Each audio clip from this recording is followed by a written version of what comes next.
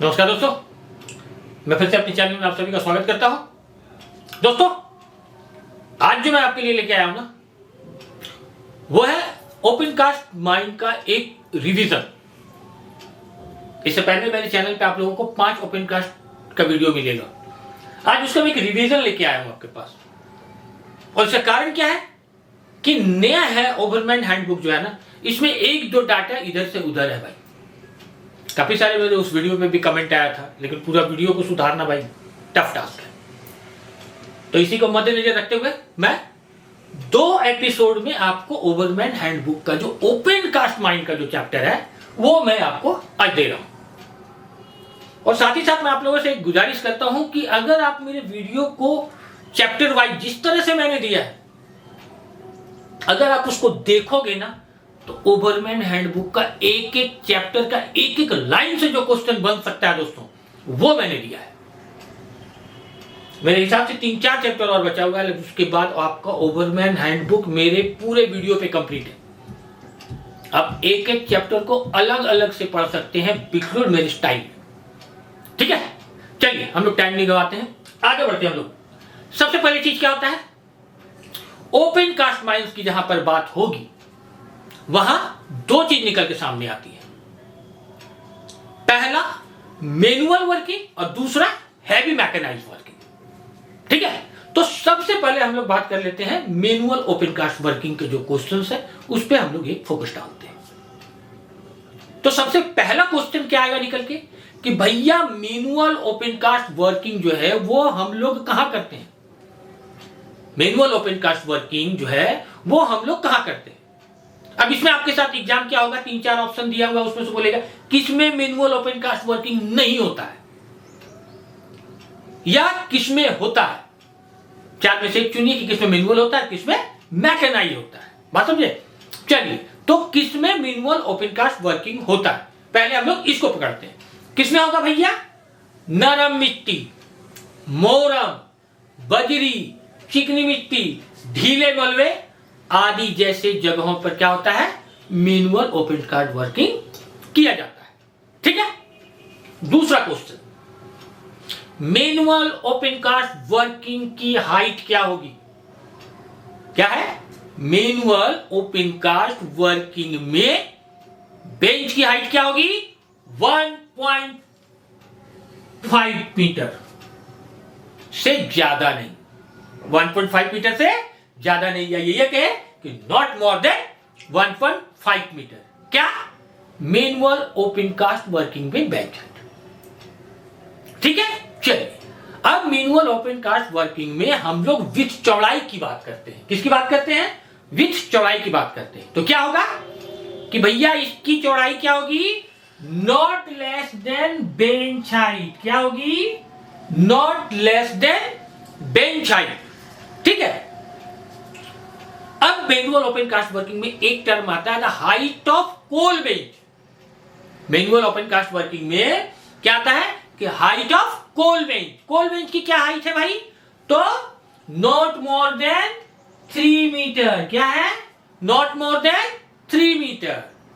अब इसमें बात करते हैं कि मैनुअल ओपन कास्ट वर्किंग में विड्थ ऑफ बेंच क्या है, कोल का जो बेंच का जो विड्थ है वो कितना होता चाहिए, कितना होगा, not less than bench height. क्या होगा, not less than bench height. ठीक है, अब चलिए बात कहां करते हैं, अब हम लोग बात करते हैं मैकेनाइज्ड ओपन कास्ट वर्किंग क्या। तो पहला क्वेश्चन उसमें भी वही निकल के आएगा कि मैकेनाइज्ड ओपन कास्ट वर्किंग हम लोग कहां कहां करते हैं, कहां कहां करेंगे। पहला आएगा जलोढ़ मिट्टी, किसमें आ रहा है, जलोढ़ मिट्टी। दूसरा किसमें आएगा, मोरम। तीसरा बजरी, नरम मिट्टी, मलबे, अन्य ओबी में। जलोढ़ मिट्टी, मोरम, बजरी, नरम मिट्टी, मलबे और अन्य ओबी में।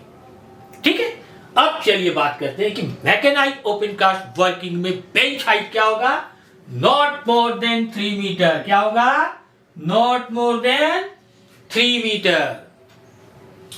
मैकेनाइज्ड ओपन कास्ट वर्किंग में अब हम लोग चौड़ाई की बात करते हैं कि चौड़ाई कितनी होगी, कितनी होगी चौड़ाई, ये ध्यान दीजिएगा ध्यान से। बेंच हाइट के 3 गुने से कम नहीं, बेंच हाइट के 3 गुने से कम नहीं। यानी अगर हम इसको मान लें कि हाइट अगर 3 मीटर है भैया, तो विड्थ कितना होगा? 3 गुने 3 यानी 9 मीटर से कम नहीं होगा। ठीक है, क्या बोल रहा है? बेंच हाइट के 3 गुने से कम नहीं। तो अगर हाइट मेरा क्या है? Not more than 3 metre. अगर उसको हम 3 मीटर ही मान लें तो 3 तरीका 9 मीटर। आया बात समझ में? चलिए अगला क्वेश्चन क्या बोलता है कि मैकेनाइज्ड ओपन कास्ट वर्किंग में हार्ड एंड सॉइल ओबी में बेंच की हाइट क्या होगी? ये इंपॉर्टेंट क्वेश्चन है। क्या बोल रहा है? हार्ड एंड सॉइल ओबी में बेंच की हाइट क्या होगी? Not more than 6 metre. क्या होगी? Not more than 6 metre. ठीक है, अगला क्वेश्चन पकड़ते हैं हम लोग। क्या बोल रहा है इसमें कि मैकेनाइज्ड ओपन कास्ट वर्किंग में हार्ड ओबी और कोल में बेंच की हाइट क्या होगी? ध्यान दीजिएगा, क्या बोल रहा है टर्म? हार्ड ओबी और कोल में बेंच की हाइट क्या होगी भैया? मैकेनाइज्ड ओपन कास्ट वर्किंग में हार्ड ओबी और कोल में बेंच की हाइट क्या होगी? क्या होगी भैया? एक्सकावेटर और लोडिंग मशीन के डिगिंग और बूम की हाइट से अधिक नहीं होगी। किसकी हाइट की अधिक से नहीं होगी? एक्सकावेटर और लोडिंग मशीन के डिगिंग हाइट से, जहां तक वो काट सके, नोच सके, उसकी हाइट से ज्यादा नहीं होगी। ठीक है भाई, चलिए आगे बढ़ते हैं हम लोग। क्या बोल रहा है इस क्वेश्चन में कि मैकेनाइज्ड ओपन कास्ट वर्किंग में बेंच की चौड़ाई क्या है? बेंच की चौड़ाई बेंच पर चलने वाली सबसे चौड़ी मशीन के चौड़ाई से कितना अधिक होगा? ध्यान दीजिएगा इस बात को। इस क्वेश्चन में डंपर की बात नहीं हो रही है, केवल मशीन की बात हो रही है। ऑब्जेक्टिव क्वेश्चन में ये जो हल्का फुल्का टर्म है, इसी में आपका गाड़ी फंसेगा, इसलिए कि टर्म को समझिए ठीक से। क्या बोल रहा है? मैकेनाइज्ड ओपन कास्ट वर्किंग में बेंच की चौड़ाई, किसकी चौड़ाई? बेंच की चौड़ाई बेंच पर चलने वाली सबसे चौड़ी मशीन की चौड़ाई से कितना अधिक होगा भैया? कितना अधिक होगा? 2 मीटर। 2 मीटर अधिक होगा। कितना? 2 मीटर। ठीक है, आगे आए। क्या बोल रहा है कि मैकेनाइज्ड ओपन कास्ट वर्किंग में बेंच की विड्थ बेंच पर चलने वाली डंपर की चौड़ाई से कितना गुना होगा? यानी ओपन कास्ट वर्किंग में जो बेंच की चौड़ाई है वह बेंच पर चलने वाली डंपर की चौड़ाई से कितना अधिक होगा? कितना अधिक होगा? 3 टाइम्स, 3 गुना। ठीक है, चलिए अगला क्वेश्चन।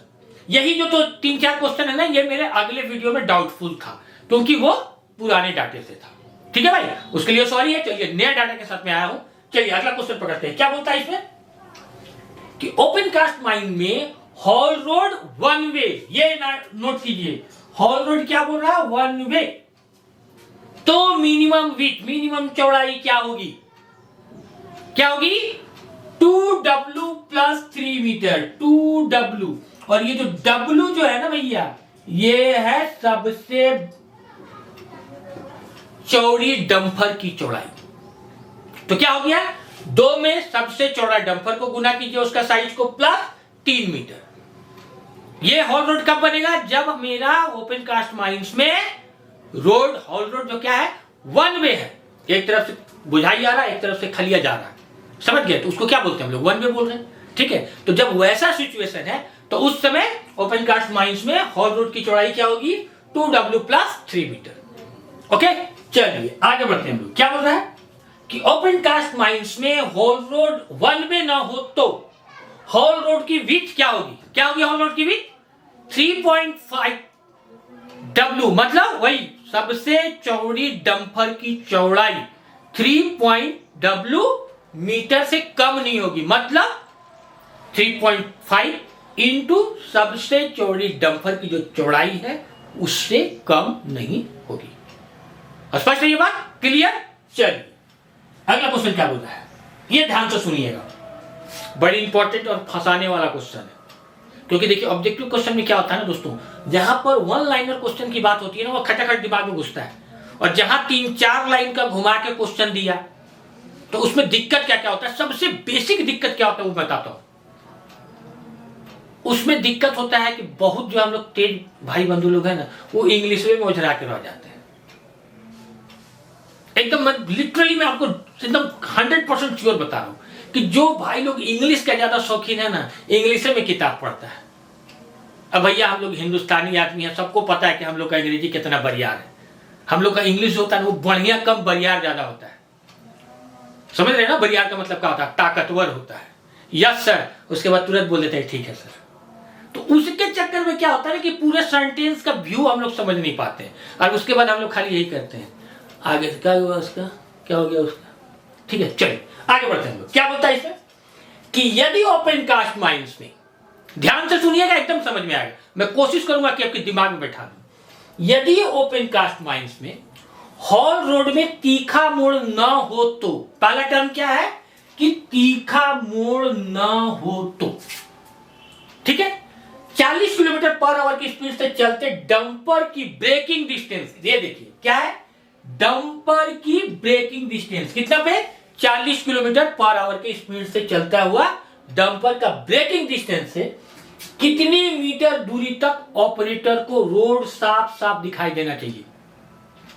क्या बोल रहा है क्वेश्चन कि यदि ओपन कास्ट माइंस में हॉल रोड में तीखा मोड़ न हो तो 40 किलोमीटर पर आवर की स्पीड से चलते डंपर की ब्रेकिंग डिस्टेंस से कितनी मीटर दूरी तक ऑपरेटर को रोड साफ साफ दिखाई देना चाहिए। कितनी दूरी तक, 3 टाइम्स दूरी तक, 3 गुनी दूरी तक ऑपरेटर को साफ साफ रोड दिखाई देना चाहिए। ठीक है भाई, चलिए अगला क्वेश्चन पकड़ते हैं हम लोग। क्या बोलता है उसमें, ये उसी क्वेश्चन का ना टर्न रूप है, सेम क्वेश्चन बड़ा है, ध्यान दीजिएगा। क्या बोल रहा है कि यदि ओपन कास्ट माइंस में हॉल रोड पर 40 किलोमीटर पर आवर की स्पीड से चलते डंपर की ब्रेकिंग डिस्टेंस से 3 गुनी दूरी तक अगर ऑपरेटर को साफ साफ रोड दिखाई नहीं दे रहा है तो, क्या है क्वेश्चन, ओपन कास्ट माइंस में हॉल रोड पर 40 किलोमीटर पर आवर की स्पीड से चलते डंपर की ब्रेकिंग डिस्टेंस से 3 गुनी दूरी तक, कितनी ब्रेकिंग डिस्टेंस से 3 गुनी दूरी तक ऑपरेटर को अगर रोड साफ साफ दिखाई नहीं दे रहा है तो वैसे मोड़ पे हम लोग क्या करेंगे, कौन सा रोड बनाएंगे, कौन सा रोड बनाएंगे भैया, वहां पर हम लोग 1 वे रोड बनाएंगे। कौन सा रोड बनाएंगे, 1 वे रोड बनाएंगे। ठीक है, चलिए अगला क्वेश्चन क्या है कि what is the gradient of open cast mine. Open cast mine का भाई ग्रेडियंट क्या होना चाहिए, किसका, हॉल रोड का, किसका, हॉल रोड का। कितना होगा ग्रेडियंट हॉल रोड का ओसीपी में, 1/16। ओपन कास्ट माइंस में हॉल रोड का ग्रेडियंट कितना होना चाहिए, 1/16। और अगर रैंप की ग्रेडियंट की बात की जाए कि ओपन कास्ट माइंस में रैंप का ग्रेडियंट क्या होगा तो 1/10। क्या होगा, 1/10। अगला क्वेश्चन इंपॉर्टेंट क्वेश्चन है, ध्यान दीजिएगा, लाल कलम से इसको घेरा लगाइए। क्या बोलता है कि ओपन कास्ट माइंस में रैंप की लेंथ क्या होगी, क्या होगी लेंथ, रैंप की length not more than 50 metre. क्या होगी रैंप की length, not more than 50 metre. ठीक है, चलिए अगला क्वेश्चन क्या बोलते हैं कि ओपन कास्ट माइंस में रैंप का यूज किस तरह के मशीन के लिए यूज होता है। ओपन कास्ट माइंस में रैंप का यूज किस तरह के मशीन में यूज होता है, किस तरह के मशीन में, क्लाउलर चैन वाली मशीन के लिए। किसके लिए, क्लाउलर चैन वाली मशीन के लिए। ठीक है भाई, चलिए आगे बढ़ते हैं। अब आता है एक क्वेश्चन, बड़ी इंपॉर्टेंट क्वेश्चन, अक्सर आप मल्टीपल चॉइस जब प्रैक्टिस किसी बुक में कर रहे होते हैं, इम्बैंकमेंट से क्वेश्चन आता है। ये इम्बैंकमेंट क्या है समझिए इसको। क्या बोलता है इसमें कि अगर होल रोड है और वो क्या है कि जो नॉर्मल जमीन है ना उससे अगर थोड़ा ऊपर है तो, ध्यान दीजिएगा क्या बात, कि किसकी बात हो रही है, कैसी होल रोड की बात हो रही है कि जो होल रोड जो नॉर्मल जमीन है उससे क्या है कि थोड़ा ऊंचाई पर है। तो वैसे सिचुएशन में हम लोग क्या करते हैं एम्बैंकमेंट बनाते हैं, रोड के दोनों तरफ एम्बैंकमेंट बनाते हैं, तो उस एम्बैंकमेंट का साइज क्या होगा? तो उस एम्बैंकमेंट में पहला साइज होगा ऊपर का चौड़ाई। क्या बनाते कैसे, पहले इसको समझिए, तब आपको समझ में आ जाएगा सारा मामला क्या है। इसको बनाने के लिए हम लोग क्या करते हैं कि ओबी जो लेके जाते हैं वो क्या करते हैं, रोड के दोनों साइड हम लोग गिराना शुरू करते हैं उसको, ठीक है, डंपर से गिराए। अब उसमें क्या होगा कि नीचे डंपर का माल पहले क्या होगा, छितराएगा नीचे, और ऊपर हल्का सा ट्रायंगुलर शेप में आएगा, ठीक है। अब उसी ट्रायंगुलर शेप को मेंटेन करके ये एम्बैंकमेंट का साइज निकल के आता है। देखिए क्या है कि ऊपरी की चौड़ाई, यानी एम्बैंकमेंट का जो ऊपर का चौड़ाई है वो क्या होगा, 1 मीटर, और नीचे का चौड़ाई कितना होगा, 2.5 मीटर, ठीक है। और उसकी टोटल हाइट की अगर हम बात करें तो वो कितनी होगी, सबसे बड़े डंपर के टायर के हाइट के बराबर होगी। क्या होगी, सबसे बड़े डंपर के टायर के हाइट के बराबर होगी। तो एम्बैंकमेंट का 3 साइज, सबसे ऊपरी जो एम्बैंकमेंट है उसकी चौड़ाई कितनी होगी, 1 मीटर, नीचे वाले की चौड़ाई कितनी होगी, 2.5 मीटर, और एम्बैंकमेंट की अगर हम हाइट की बात करें तो क्या होगी, सबसे बड़े डंपर के टायर के हाइट के बराबर, ठीक है भाई।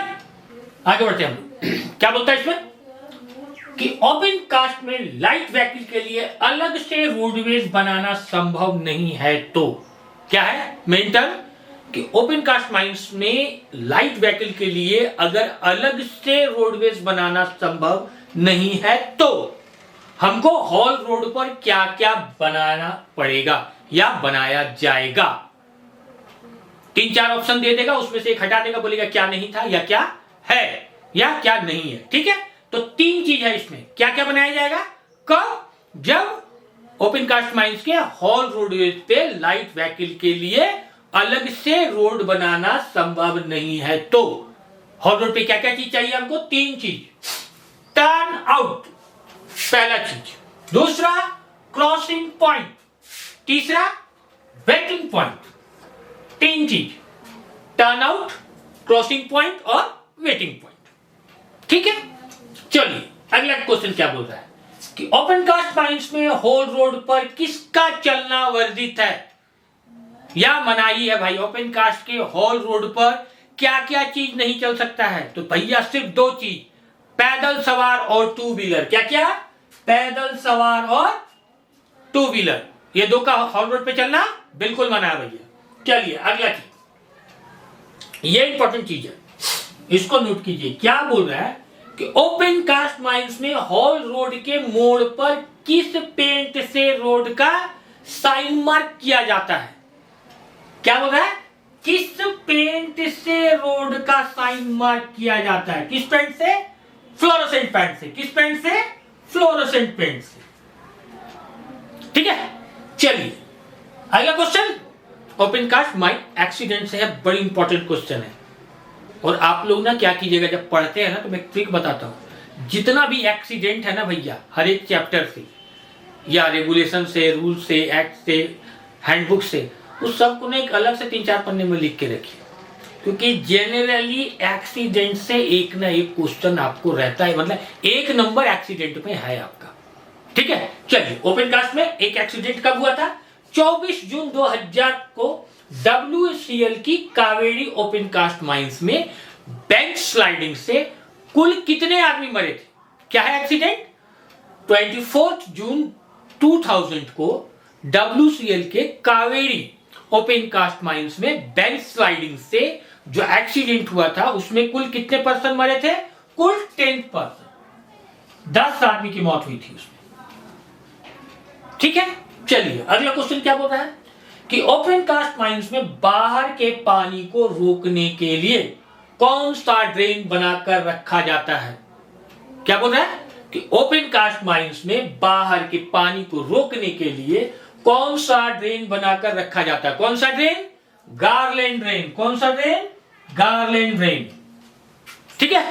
चलिए अगला क्वेश्चन क्या बोल रहा है कि ओपन कास्ट माइंस में हर तेज बारिश के बाद इंस्पेक्शन कौन करेगा भैया, माइंस से स्टार्ट करने से पहले। क्वेश्चन क्या है कि ओपन कास्ट माइंस में हर तेज बारिश के बाद माइंस स्टार्ट करने से पहले माइंस का इंस्पेक्शन कौन करेगा, माइनिंग सरदार करे या ओवरमैन, माइनिंग सरदार या ओवरमैन हर तेज बारिश के बाद ओपन कास्ट माइंस का इंस्पेक्शन करेगा। अगला क्वेश्चन क्या बोल रहा है कि ओपन कास्ट माइंस में ओवरहैंग बनने का मुख्य कारण क्या है। ओपन कास्ट माइंस में ओवरहैंग बनने का मुख्य कारण क्या है? क्या है? अंडरकट। बेंच ऐसे है, यहां से बकेट लगा के नोचे जा रहे, ये क्या हो गया? दुकान, ये रूफ खुल गया, स्लाइडिंग। ठीक है, तो ओवरहैंग बनने का मुख्य कारण क्या है? अंडरकट। ठीक है भाई, आगे बढ़ते हम लोग। क्या बोल रहे हैं इसमें कि क्वारी के लास्ट पॉइंट पर जब बेंच की विड्थ घटाई जाती है तो यह काम किसके निर्देशानुसार होगा?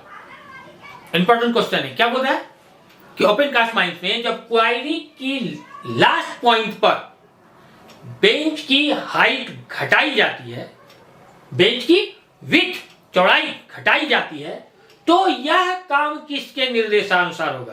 कौन सा काम? बेंच की चौड़ाई क्या हो रही है? घटाई जाती है, तो यह काम किसके निर्देशानुसार होगा? डीजीएमएस के निर्देशानुसार होगा। किसके अनुसार? डीजीएमएस के निर्देशानुसार होगा। ठीक है भाई, अब बात करते हैं हम लोग ओपन कास्ट माइंस में डंपिंग यार्ड का। किसका बात कर रहे हैं हम लोग? Dumping yard. क्या कर रहा है? उसका जो है स्लोप, हाइट, इस सब की चर्चा करते हैं। पहला क्वेश्चन क्या निकल के आएगा इस टर्म में कि ओसीपी माइंस में ओबी डंप का स्लोप कितना होगा? नॉट मोर देन 37.5 डिग्री से ज्यादा नहीं होगा।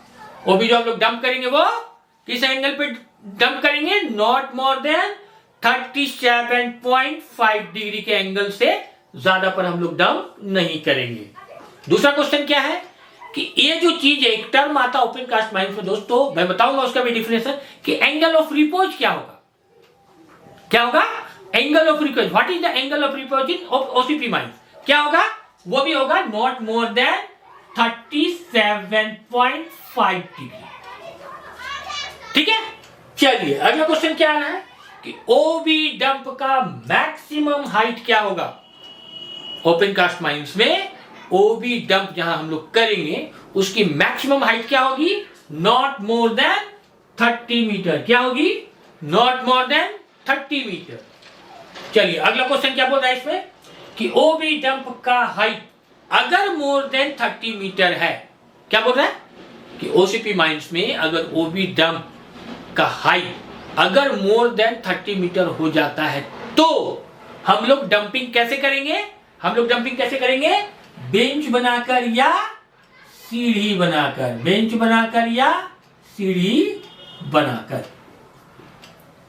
ठीक है भाई, तो दोस्तों आज का जो क्वेश्चन हम लोग लेके आए थे, चर्चा कर रहे थे ओपन कास्ट माइंस में, उसमें 65 क्वेश्चन हम लोगों ने बनाया था मशीनरी को छोड़ के और ब्लास्टिंग को छोड़ के। दो चीज उसमें छूटा हुआ है, वो मैं बाद में दूंगा।